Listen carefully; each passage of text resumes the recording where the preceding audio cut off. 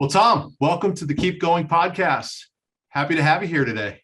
Thanks, JV. Appreciate it. And you know me, I love talking TB12.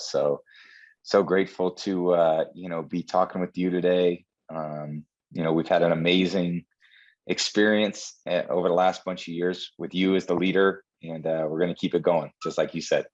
Yeah, no, definitely. And I think, we launched this podcast last year. You were in season, you had a lot going on. So we were waiting for the right time to get you on. So happy to do it now. And I thought maybe, Tom, where we could start today is just stepping back. Tell us a little bit about what inspired you and Alex to start TB12.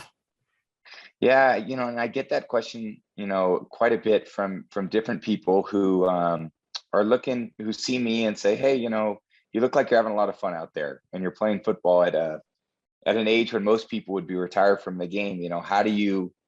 How do you keep it going, and how do you keep doing it? And where's the inspiration come from? And I think for me, it all started basically what I thought sports were like when I was young was I played baseball basically when I was a teenager, was a pretty good baseball player through high school. But along with playing baseball came a lot of elbow pain. And I was constantly throwing the ball as a pitcher, I was a catcher, I was a first baseman.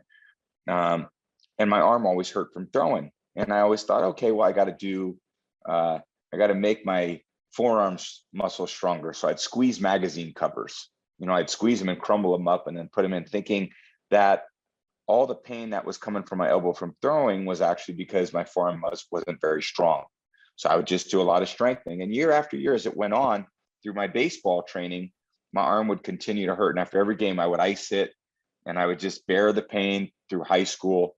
And, just understand, okay, well, if I'm going to play baseball, I'm going to deal with a lot of elbow pain. And ultimately through high school, I fell in love with football. And instead of going to play baseball, which I was probably a little bit better at than coming out of high school, I chose to play football. And I really loved the camaraderie of the team sports. Football was, and I still feel this today, it challenges you in every way, physically, mentally, emotionally. And as my football career kind of took off in football, I had a very similar experience in college. I would practice and my arm would hurt. And it sucked, because after every practice, I'd go in and I'd ice my shoulder and I'd ice my elbow and I'd do all the things in the weight room. I'd do all the strengthening. And it was just kind of the way it went through college. Well, I ended up, obviously working pretty hard in college and got the opportunity to get drafted, got picked by the Patriots. I know most people probably know this story. And as a young athlete at 23, 24, I had the same experience as I did when I was 14. My arm would hurt throwing. So one day it was training camp about my third or fourth year. And that's when the throwing got amplified. The amount of throws really took off because, in the summer, it's very probably limited, moderate amount of throwing. When you go to training camp, it's exponentially more difficult than what I was doing during the off season. And it got to the point where I was getting to an age where my body hormonally was changing. There was a lot less collagen in my muscles. And I couldn't get my arm out of pain during training camp. And Willie McGinnis was a teammate of mine, and he knew how much I loved playing, knew how much I loved practicing, saw me, and I started missing days of practice. And at the time, Alex had been coming out. Willie McGinnis had met Alex through a similar injury that Willie had with his low back. His low back was always in pain. Alex came out and would treat him, basically through pliability treatments, as we call them today. And we took a lot of tension off Willie's low back. So Willie wasn't playing in pain. And because of Willie's experience, Willie was like, Tommy, man, if you're going to play football and you're going to be a great player, you better go start working with Alex. And I was like, whatever, what can he do? I played sports now competitively for 10 plus years. Like, this is the way it is. I throw, it hurts. That's the way playing a thrower, playing quarterback, playing baseball works. And I go in for treatment. What I ended up having all this time was just elbow tendonitis for a long period of time. So I go there and I start working with Alex, and it's the first day of treatment. And Alex starts working on me with this really deep force muscle work on my forearm muscles, on my bicep, on my tricep. And he says, okay, well, it's obvious why your elbow's hurting. You have really bad tendonitis because you have these muscles that are really dense and really tight. And they're tugging really hard on your elbow tendon. And your elbow tendon's really inflamed. So we're going to take some Aleve to get some of the swelling down. We're going to ice your tendon a little bit. And I'm going to begin over time to relax these muscles out so that they're not so tight and so dense and so stiff. And I was like, well, that makes a lot of sense. I mean, I doubt it'll work, but let's see what happens. Yeah. So he does it the first day. And yeah, I definitely felt some relief, but this has been 10 years I've been feeling this pain in my elbow. And he goes, all right, well, I'm going to need to come see you again tomorrow. We'll do it before you throw and then after you throw. So before you throw tomorrow at practice, come in and we'll do like 30 minutes of pliability treatment. And then you can go out to practice. And at that time, I hadn't practiced for like 3 days. So he works on me, let's call it a Monday. I get more treatment on Tuesday before practice, and I go out to practice and I can feel 70, 80% better already. And I was like, wow, that doesn't bite the way that it was biting in the past. And I made it through practice, which was the first time in probably four or 5 days I practiced. I go back and I work with him after practice, and he does the same thing. He lengthens out this really tight, dense muscles in my arm. And it was literally the light came on. And I was like, for the first time in 10 years of competitive sports, my pain had been reduced in my elbow. That's crazy, because 10 years, you're conditioned to be in pain. Like, you're like, I'm a football player, we're probably always supposed to be in pain. And you just like, that's your mental model. You didn't even think otherwise. I didn't think it was possible because everyone was telling me all the other quarterbacks' arms were sore, and the trainer would say, hey, the arms are sore, is what happens. And I was like, okay, this makes a lot of sense. And, Willie was like, I told you, Tom, this would really help you. So I worked with Alex again the next day. And then I worked with Alex again the next day. And after 4 days of treatment, for the first time in my entire life, I went out to practice. I threw the football for a couple hours, and I was not in excruciating pain after practice. And at that point, and I would like to think I'm a pretty quick learner, I realized that was going to change my football career. And I got to do something I love to do, but my arm wasn't in excruciating pain. And that was really the initial part of our relationship as we began to hit things off. And Alex at that point was still really busy because he was working on other athletes and so forth. So he would leave town. And then what would happen is I'd start to do more throwing, and I would revert back to some old patterns, and the arm pain would come back a little bit because Alex wasn't there to work on me like as intensely as he was those days he was there. Then Alex would come back in town. He'd treat me. Obviously he was there to treat Willie, but then he'd treat me again. And that arm pain would go away again right away. And at that point I thought, man, this guy works miracles. This is a miracle worker. This is I don't even know. And at the time I didn't even know what to do. I was so young. I was so, as a young athlete, I was just not as educated. I was educated on kind of what my behaviors were. I didn't correlate the reasons why my elbow was hurting so much. And what I recognized now when I look back was I had done a lot of damage over the time in high school and college when I thought that just because I wasn't feeling intensely, that there was no problem. When in essence, those years through high school, through college, when I was still working out really intensely, I was doing incremental damage, not to the point where it'd keep me from practicing and playing, but I was losing a lot of, I would call it tread on my tire, to the point where I got to be older in my early 20s, where now I was beginning to recognize all the inefficiencies that were happening in my body. And Alex and I developed a real deep relationship pretty quickly. We connected on a lot of different levels. Alex is an extremely hard worker. And we connected on that. And I think as our relationship grew, I went from treating my right elbow, because that was probably the most chronic, acute pain, both, to, hey, my right shoulder, doesn't quite feel great either. Let's be honest. It's my elbow's in pain, but my shoulder doesn't feel great. Well, yeah, let's work on your shoulder. And Alex would do a lot of pliability treatments on my shoulder. And then I was like, you know what? My groin's been bothering me a little bit when I run out to practice. My groins gets a little tight because I'm doing a lot of motions where all the muscles in my legs need to stabilize the movements of playing quarterback. And you go, okay, great. We're going to start to work on your legs. We're going to work on your calves. We're going to work on your hamstrings. We're going to work on your quads. We're going to work on your groin area, your adductors. And I could really recognize over the period of time, in the first year of us working together was probably the most exciting point of my athletic career, because I literally was not in daily pain that I had been in my entire life. And anyone who's been in a lot of pain, and anyone who's dealt with neck pain or back pain or arm pain or shoulder pain or hip pain or foot pain, they know what that's like to live with that. And here I was, a professional athlete, that as I started to get older and our relationship developed more and more, I was getting out of pain more frequently.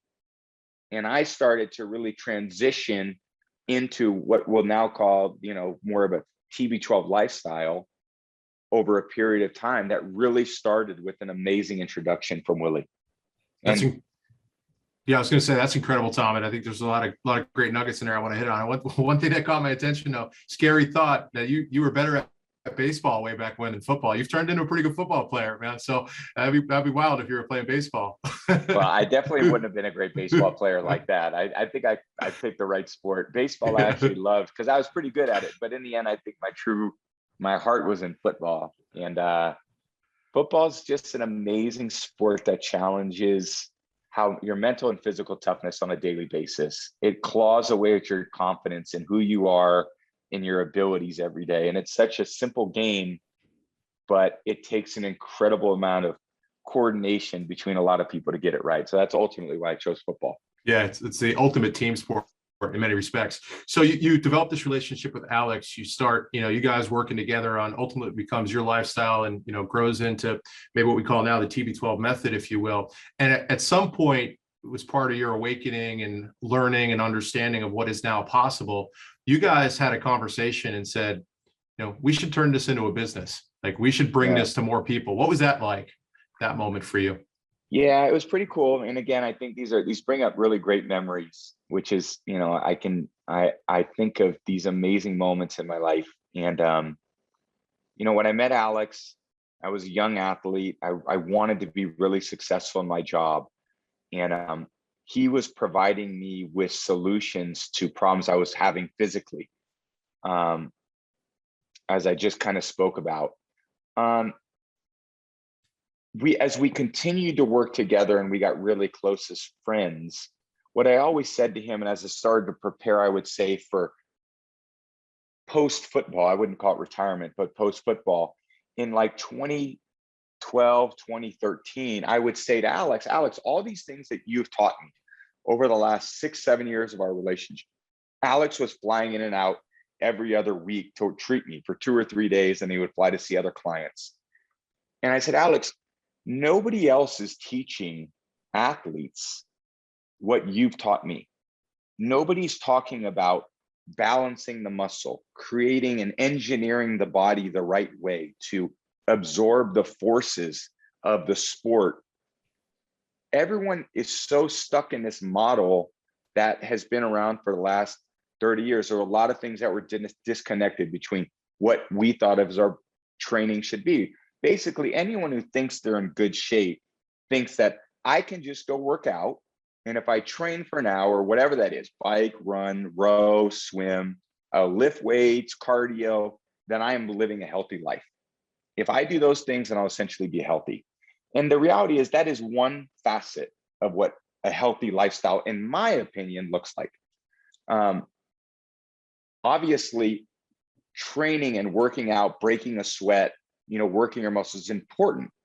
But the emphasis on recovery and active recovery and basically returning your muscles back to its most efficient state is really where the unlock was for me. I realized that if I was going to go train, because everybody likes to train, there's a big endorphin rush. There's a big endorphin stimulation when you go lift weights per se. And you work out really hard. You go, man, that was a really great workout. Yeah, you got And the then pump. the next, you get the pump, and it feels good. It absolutely feels good. And I love feeling that. But what I really want, but you come down from that as well. So the next day when you wake up and you're really sore, you go, oh man, I worked out really hard. Oh, that must have been a really good workout. What you really mean is I broke down a lot of muscle in my body. And what am I doing to repair that muscle so that I can repair that muscle to an optimal state so that I can go perform again? And really, until you make that unlock in your brain, that being healthy and fit and living a great, healthy, fit lifestyle in a period of time is not one thing. It's an accumulation of a lot of great choices. And a lot of great choices are how I train. That's really important. How much activity am I getting? How much physical activity? But the second part of this, how am I recovering my body? And how am I helping my body repair itself, return to its optimal state so that I can do the same thing the next day? That also requires a lot of hydration. And at TB12, we talked about hydration over years. I've always likened it to saying, should your muscles look like a nice beef tenderloin, or should it look like beef jerky? And to me, it should be really hydrated. So muscles are much more pliable when they're hydrated properly. So it came down to hydration, obviously keeping inflammation rates low from the foods that we're eating, which is really reducing sugar intake. That's probably the number one thing, is reducing sugar. And those are really the tenets of what we did over a period of time. Still athletes today, when I see them, they're still missing the pliability part. And they think that, if I change my diet, I'm going to become better. Or if I reduce some inflammation through eating better, then I'll have a better career. Maybe partly true, but I would say only incrementally. The biggest change anyone's going to make in their life is incorporating pliability treatments, and even time for pliability in their lives in order to return their muscles to an optimal state for living. Because ultimately, it's about the quality of our life and not the quantity of our life. I'd like both, but the reality is I don't want to be in pain. I don't want to be hurting. I just played a game and I got hit pretty hard. It really felt like a car crash. I definitely had whiplash. I had a really tight neck. I had a really tight glute because I got hit and I landed on the ground a few times. So I really spent intense amounts of times with Alex, really focused on how do I lengthen and make those muscles more resilient through the deep force muscle work that we do in order to return them to the state that I need them to be in order to go out there and perform again the next day. And that's where so much time and energy has been focused. So many people say, Tom, and I may be jumping ahead to a few of your questions, how can you be playing at 44? How can you still do it? Nobody else has ever done that. The answer is so simple. It's the time and energy that Alex and I spend together with my body coach, who Alex is my body coach, returning my muscles back to their optimal state. And if he can do that, then I can continue to play. If either of us lose focus, if either of us lose discipline, if I say, no, I'm good, man, I don't need to focus on our recovery, our active recovery treatments today, then I'm not going to be playing football. That's just the way it's going to be. My muscles will get too dense, too stiff, too tight, too quickly. And I won't be able to do the thing that I really love to do the most, which is play football for a period of time. Yeah, and I think it's great to hear you talk about that, because because so much gets written in the press, and we get a lot of questions here at TB12 about it. A lot of focus gets put on, Tom Brady eats a plant-based diet, Tom Brady does this, Tom Brady does that. And as you just said, I know we've talked about extensively, at the core of it all is this notion of pliability, and what you do with Alex every day. The nutrition, the hydration, the adaptations to your workout are all meant to support and amplify the pliability. They're not in any one instance the silver bullet, right? Yeah. And I have zero doubt, that 20 years from now, every single professional sports team, every single college, university, everybody will be talking about pliability and the impact it has on people's performance over time. It is absolutely 100% certain that this is the key to longevity for athletes. And not just for athletes, but for anybody who wants to live an active life. I've had a lot of clients, and we've had tens of thousands of clients at this point at our TB12 centers. And we can improve the lives of anybody by reducing their pain. By helping them actively recover from their choices in their life, whatever they may be: golfing, skiing, working out, running marathons. We can help anybody get out of pain and live the lifestyle they want to live, because we only have one body.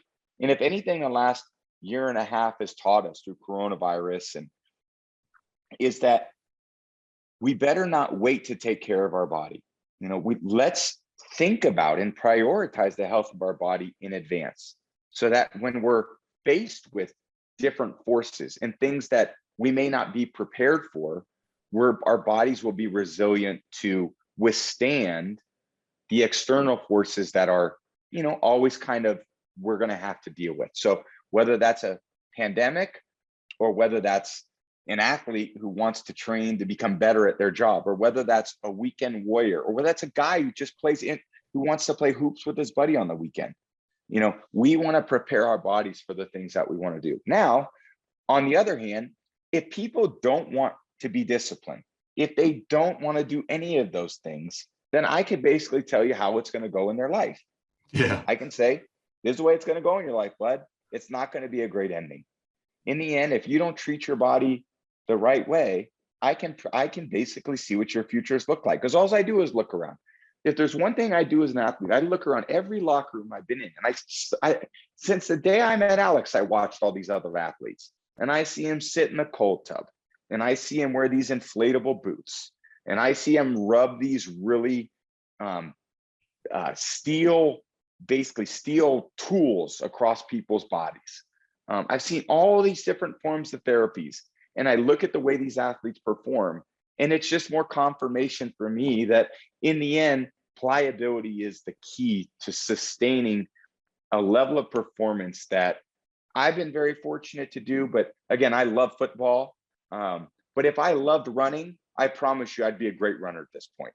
And if I loved golfing, I promise you I wouldn't be in pain golfing. Just through the learnings of what Alex has taught me and how we really try to simplify how we communicate to others what we can do for them in a very effective way. Yeah, and as you said, the intense focus you have on it with Alex to make sure you're focusing on your pliability. It's one of the many habits that you have, very positive habits. And I know you and I have talked a lot about how oftentimes we're the accumulation of our choices and habits. And you some time ago shared a story with me, and I'll paraphrase it briefly, Tom, but at or around the time you were 35, so maybe it's in that 2010 2012 time, you decided you wanted to play football until you were 45, and you began to line up all your choices, all your decisions to fulfill that goal. And again, we've talked about some pieces of it, but what's that journey been like for you, especially from a focus standpoint, from a commitment standpoint, to a dedication? Like, how much time do you spend with Alex? I don't think people realize how often you see Alex every day, especially during the season. Like, help us understand what some of those habits are that you have. Well, I think most of them are, I would say the habits have become how I just would live my life. For example, if we're looking at let's start with the start of the day. If I'm looking at waking up, I usually wake up pretty early. If I'm going to start my day, usually I take a shower to kind of wake my body up. And then when I go downstairs to eat something, the first thing in our house, we probably have most of the things we have in the house, 90% of them, I'd say, would be considered healthy. So a lot of times I'll have smoothies in the mornings, or I'll have eggs, I'll have fruits. Those are typically the things I'll start the day with. I'll have some protein. I'll supplement protein in the morning. I take my supplements in the morning. So what I kind of would say, take into my body, I take in pretty healthy stuff to start the day. And then as I work through the day and I go to basically, let's say I drive off to work, through the day, through the time in the meeting room, as my body's continuing to ramp up to practice, I'm continuing to give it nutrient dense food, the right snacks. Now, I don't like to eat too much before practice, but the right snacks before I head out to practice. I'll spend time with Alex before practice. Again, what we'll focus on is we're gonna do some pliability treatments in our deep force muscle work, and he's gonna identify any areas that seem a little bit tight. Usually I'll start with my legs. We'll do my calves, my quads, my hamstrings, my hip flexors, and then we'll usually do my arm.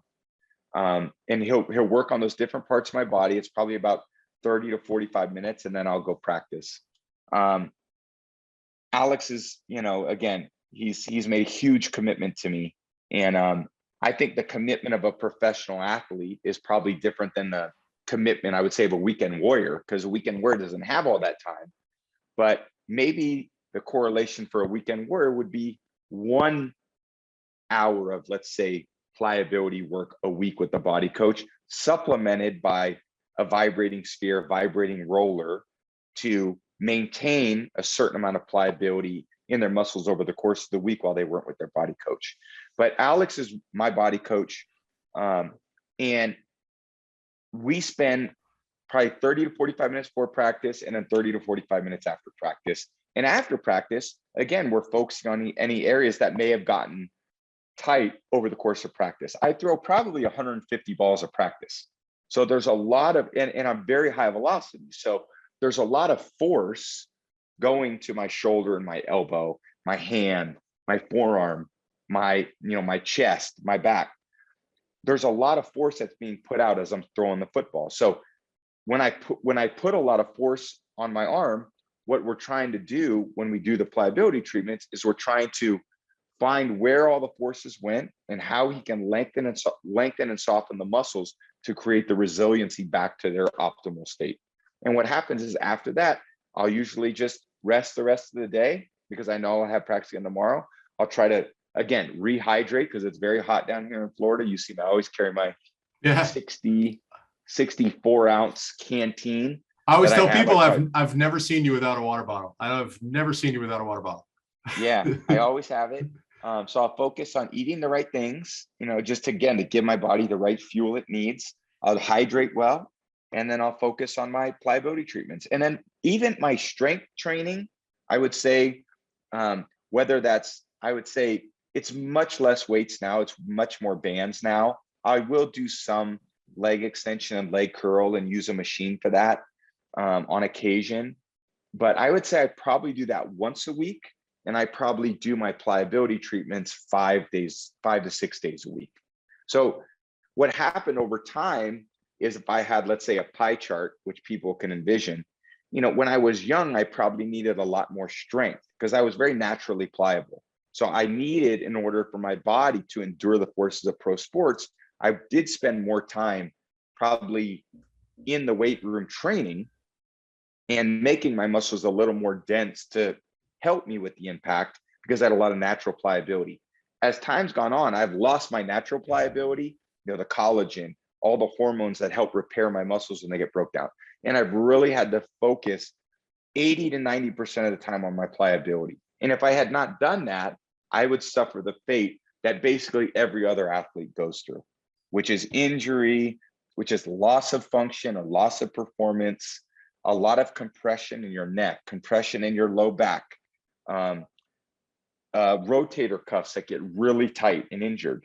I still see young players that, they're not focused on pliability, and, it doesn't take much to make a tight, dense, stiff muscle injured. And when you don't do that, it's very easy to injure a muscle, injure connective tissue, break a bone when your body isn't resilient, because in essence, you just haven't prepared it the right way. And again, I don't always necessarily say it's the athlete's fault, but I do want to educate athletes to take responsibility for the things that do happen with their body, because this is their life, this is their job. And if you want to be good at it, you should put the time and energy into the things that are actually going to work and keep you healthy.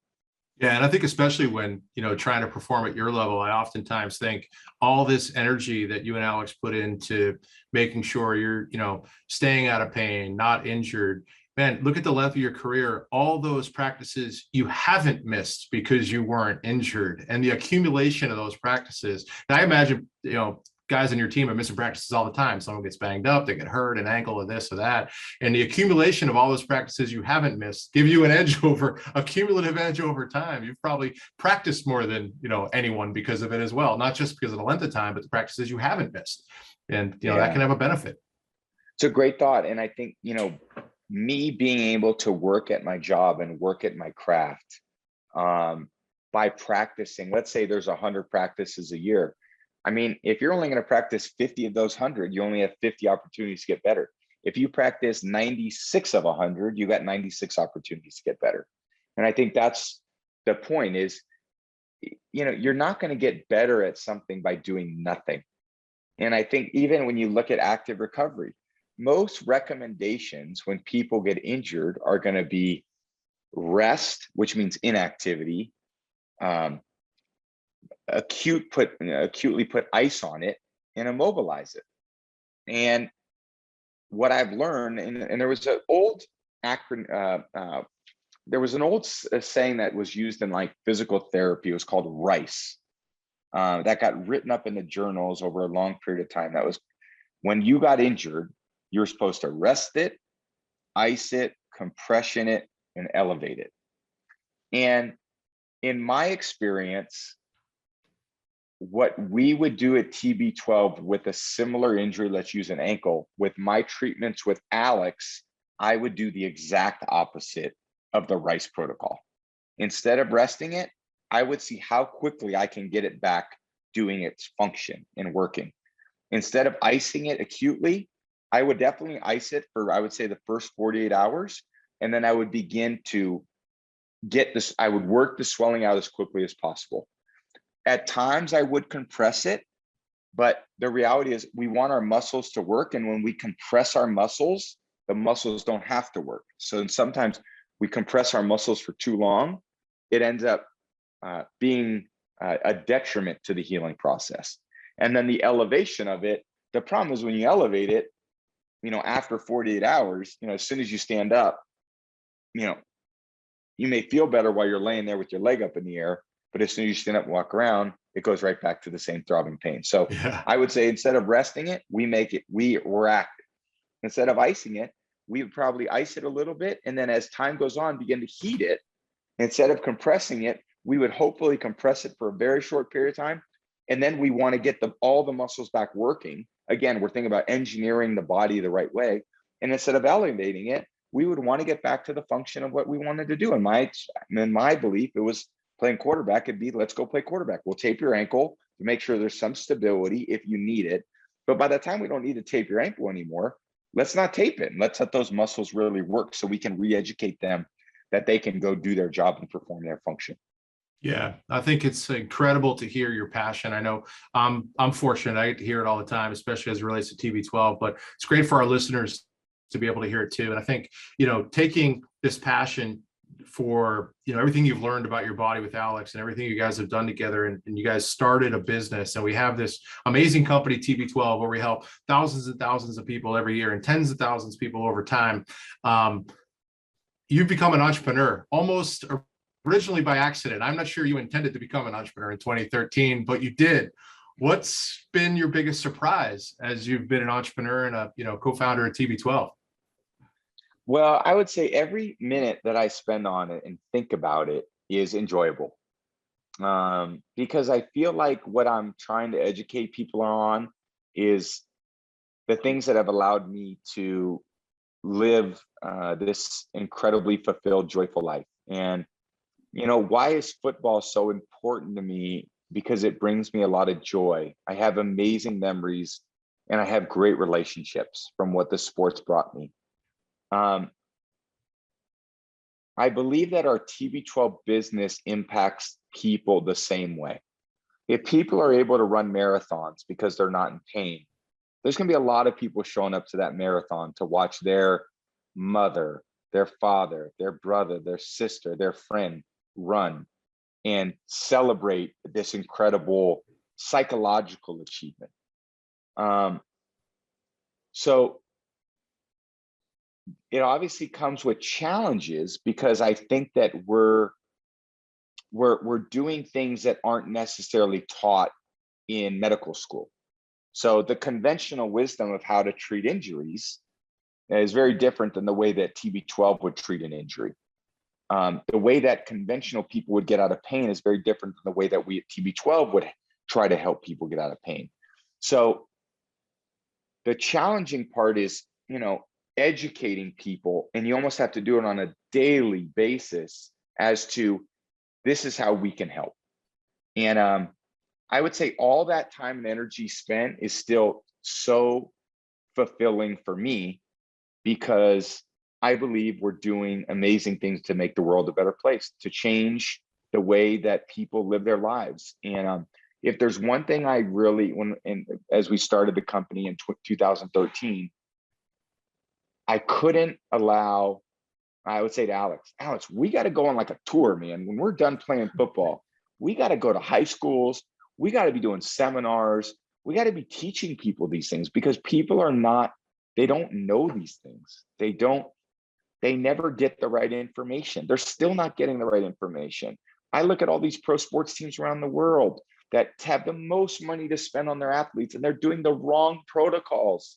They're doing the wrong things for the athletes. I'm looking at college players and I'm watching how they're being treated and how they're body, and they're doing it the wrong way.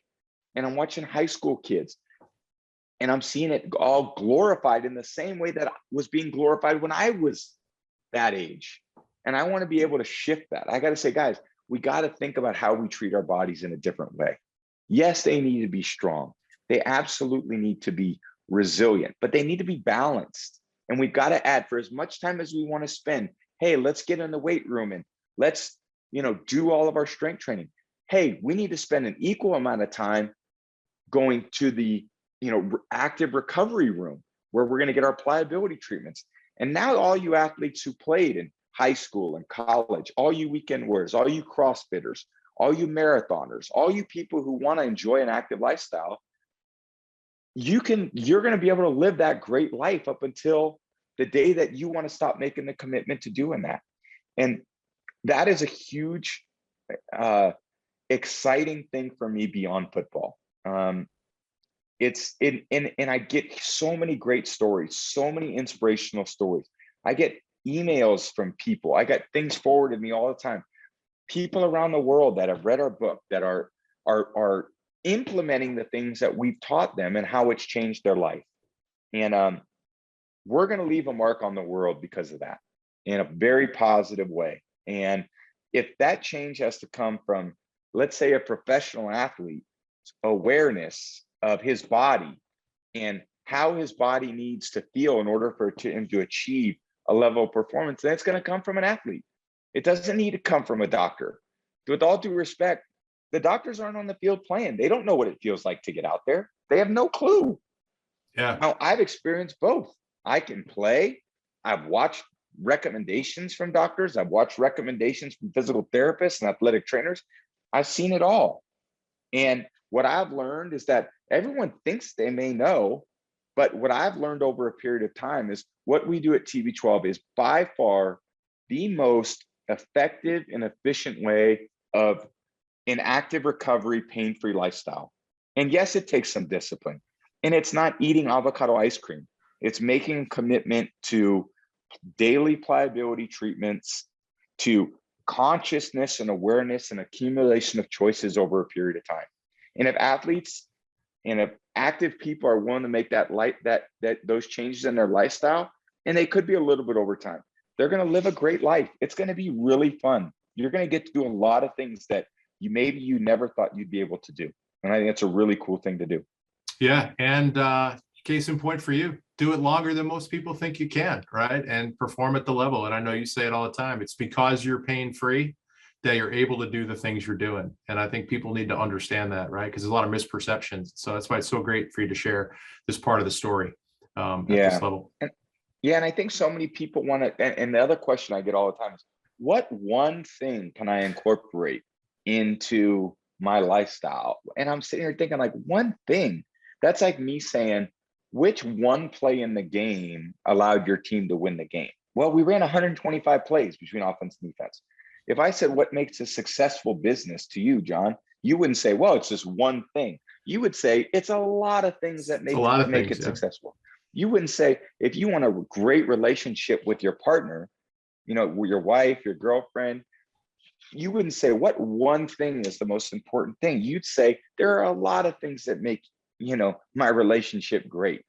If I said, what's one thing that's important with your friends? There's more than one thing. So the reality is, my point is, it's an accumulation of choices, an accumulation of good, conscious choices to do more good than bad.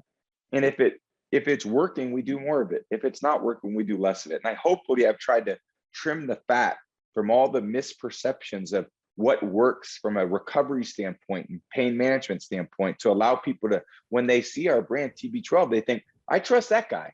I trust him because I've watched him, I've seen him do it, and I believe that he's going to give me great reasons to believe that if I make this commitment, I can live a great, healthy,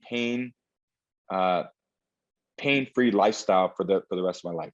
Yeah, I think it's incredible. And I think, for our business, as we've reached more and more people over time, and, again, you as an entrepreneur, Tom, you've got such a unique perspective because you've been a leader on the football field, obviously a leader in our business, and now you've got some new ventures. What have you found have been the common things between the football field and the boardroom, or the field of business, is if you will, and maybe what are some of the differences?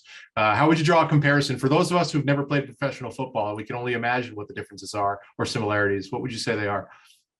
I would say they are not exactly the same, but they're very close to being the same.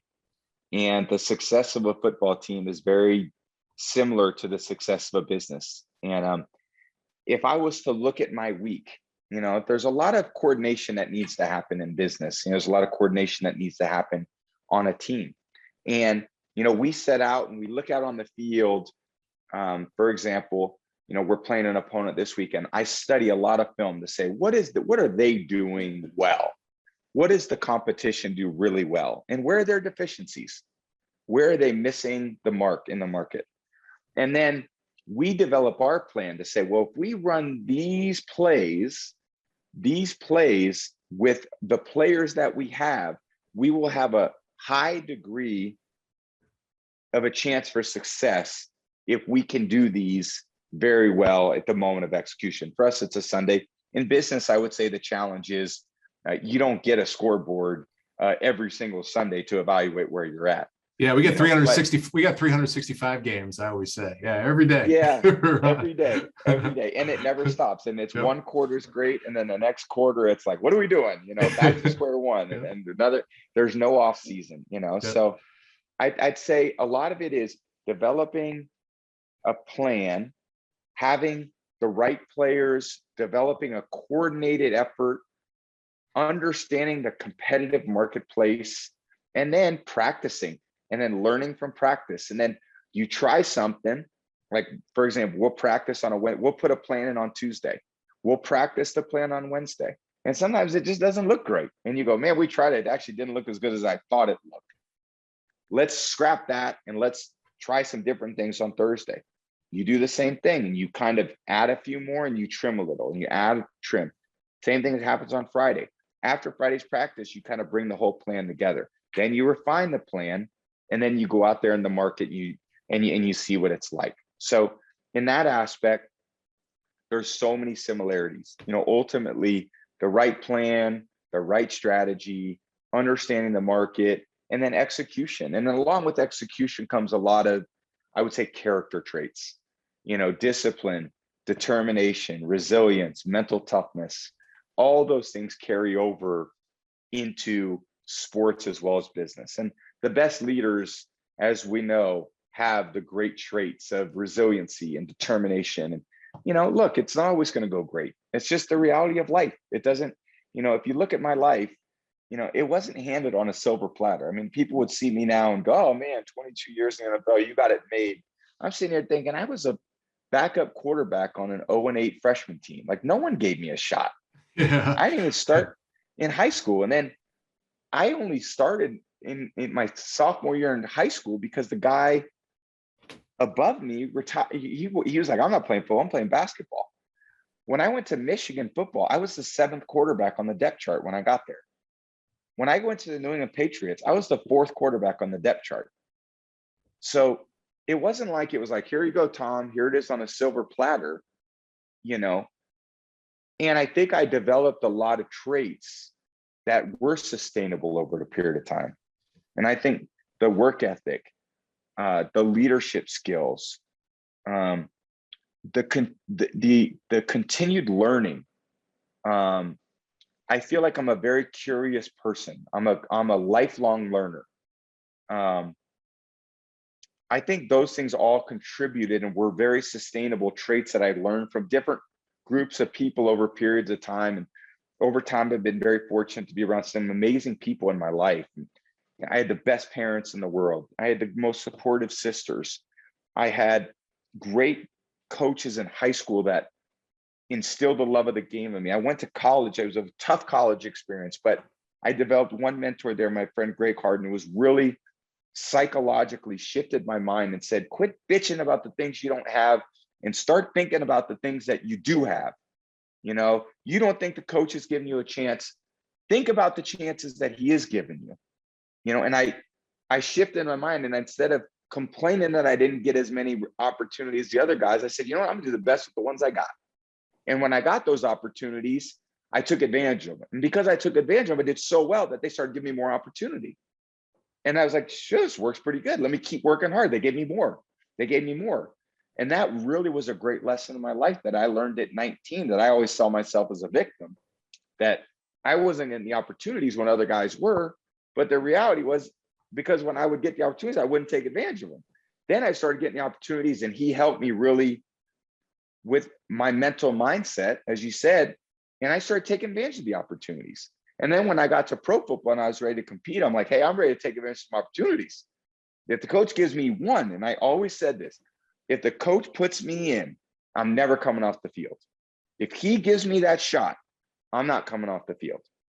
And to this day, outside of an injury, I haven't ever come off the field. And I still work today like I worked in my first year. Because why would I change now? You know, why would I? I'm going to keep learning. I'm going to keep being curious about things that can help me get better. I'm going to maintain this discipline, routine, and lifestyle that I've developed over a long period of time. It didn't all come at once, but I'm going to use that, and I'm going to use that to the best of my ability. And every person that doubted me, every person that said I couldn't doubt it, you know, thank you. That was great motivation for me. And I've had a lot of motivation, but at different times you need little different bits of motivation. You know, all the experience that happened in my life, I'm very grateful for. They've all made me and allowed me to become the person that I've been. And I'm not done yet. You know, I don't see myself as a finished product. So football is one very important aspect of my life. Obviously my family, and then I have, you know, our business interests, and at the core of what I love is TB12 and our TB12 business, because I want people to live great lives. I want people to just enjoy their kids and their grandkids. And I want to see kids, you know, maximize their potential in their life through, you know, doing things they love to do. And as long as I'm walking this planet, that's what I'm going to be doing. And I'm going to try to give people as many lessons and many nuggets of information as I've learned over time to give them, and hopefully help them succeed. Yeah, well, I tell you what, and I'm not putting you on a spot with this, but it's been in the news a lot, you know, the last week or so. Oh, you know, Tom may play till he's 50. And, you know, I've been thinking to myself, these people don't know Tom, because if you knew Tom, you're like, he may actually play till he's 60. Like, you know, he loves football and he's in and he keeps getting better. So I always get a laugh at that. But I will say, on a more serious note, the other thing that I think it's great for people to hear you talk about your commitment to getting better, and, you know, some of your lessons from football and all that, and how hard you work at it, and how that translates to business. I mean, Tom is available 24/7 for TB12. And we talk on Sunday mornings, Friday nights, Tuesday afternoons. You've texted me in between practices before, like with stuff. And I was telling you, last week I was down in Tampa a week or so ago after the game, and Tom spent 4 hours with us the day after a late game in excruciating detail about TB12. And so when he says he's committed and he works hard, it's the same thing on the on the business field. And I don't think a lot of people understand that. It's not just in football, Yeah. it's in everything you do. Yeah. Well, I'd say again, these are, it's a really enjoyable part of my life. And again, I think I'm really grateful to you, John. I'm grateful to the team you put together, the amazing group of body coaches we have, our business. I'm very proud of the lives we've touched and the people we've reached over a period of time. And it's been, sometimes we have swam up shore a little bit just because the unique challenges that face businesses. And when I look at the last 2 years, we're a service business and we haven't been able to have the normal type of service we could based on a pandemic. But, we want to reach people's lives. The people we have that work for us are committed to, doing things that are extremely meaningful to people's lives. And that's a great thing to be in because it's very inspiring. And how many stories have we gotten that, kids getting college scholarships that they never thought they'd play sports again. People running marathons that they never thought they'd have a chance to, compete in a marathon again. The changing lives for the better is enough inspiration for me. And if they can look at me and use me for a little bit of inspiration from time to time, great. But I'm using them for inspiration. And I think as much as people feel like I'm giving them, they're giving me right back. And I think that's an amazing part of life. Yeah, and I think it motivates all of us here at TB12 for sure. So, Tom, we spent a bunch of time. It's got one or two more quick things before we wrap up. I think, the timeliness of this is important. I want to talk about something that's going to be on everyone's mind in another, few days, week or so. Your return to Foxborough. Kind of how's the emotions for your return to Foxborough? Well, first of all, I am excited. I'm still, days away, but I'm very excited. It's been my home. My kids were born on Beacon Street. I had the most amazing 2 decades of my life there. I went from, I would say, a young man to a not so young man when I left. And it taught me so many great things. I would say I'm better as a man for being part of that amazing program that the Patriots had built. For living in Boston in the Northeast. I grew up on the West Coast. I was a West Coast kid, man. I would say I was pretty soft, pretty laid back. I went to the Midwest and was like, wow, this is a long way from California, man. And then I got drafted to the Patriots and I didn't even know where New England was. I didn't know where Boston was. Did you have a winter coat? Did you even have a winter coat? I guess maybe from Michigan, no. You must have had one. Yeah, I didn't have one going into Michigan.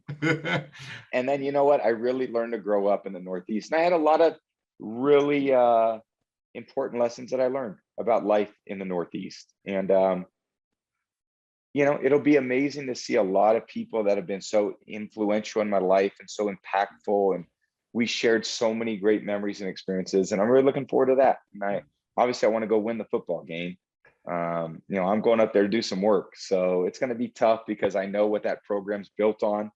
I know the kind of players that the Patriots have. I know how well coached the team is. And, I'm sure it'll be a really electric atmosphere. Yeah, I don't know if you've referenced it a couple of times, so I don't know if people will pick up on it or not. But true to your form, as much as you love football, you still treat it as like going to work. It's your job. It's what you do. And I don't think enough people really understand that that's the mentality. It's such a special place to be. So, last couple of things, because again, we get a lot of questions here at TB12, and everyone's always focused on this.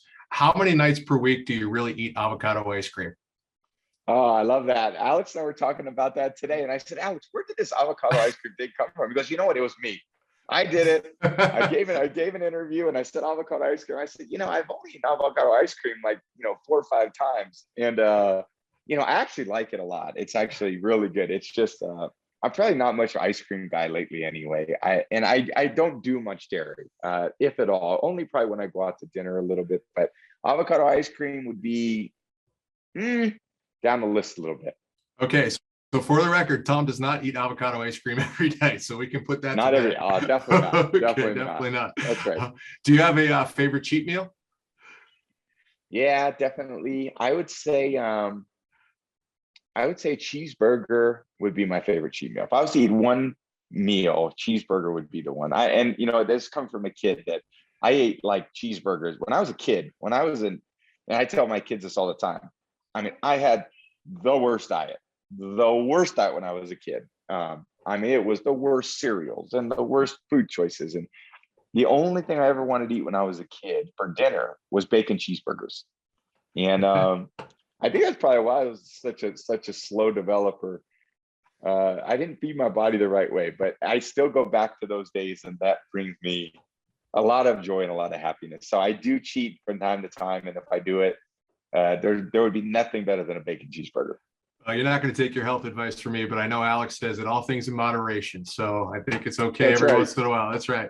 So, and then lastly, I mean, strawberries have gotten a real bad rap, courtesy of you. You've done a lot of good in the world, but strawberries have gotten a bad rap. Tom doesn't eat strawberries, are no good for you. What's going on with strawberries, Tom? I know. What's up with that? Strawberries were just,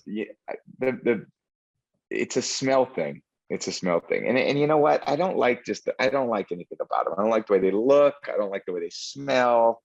I mean, I ate one on some show on, I think, Stephen Colbert show. I swallowed it. I ate one in front of my kids and I had to swallow it, but I don't know, man. Something about it I just don't like. Yeah, it's all right, and that's okay. So just so everyone understands, he just doesn't like them. Like, that's okay. I don't like cantaloupe. Like, there's certain things people don't like. Like, it's all good. Amen. Yeah, that's right. Yeah, all good. That's right.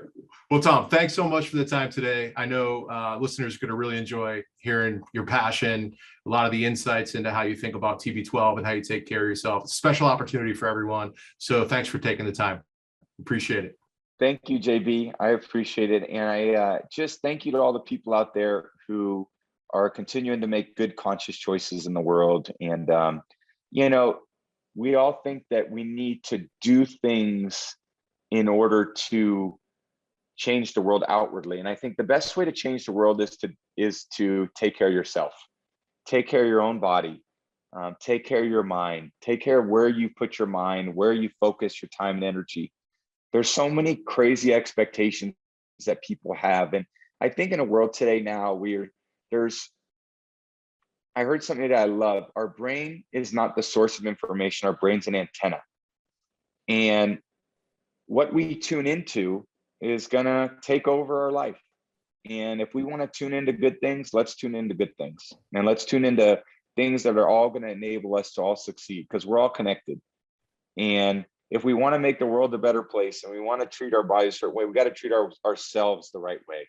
We got to be kind to ourselves, got to be kind to, certainly ourselves, which enables us to be kind to our neighbor and the people in our lives. And I wish everybody the best of health, the best of success, the best of luck.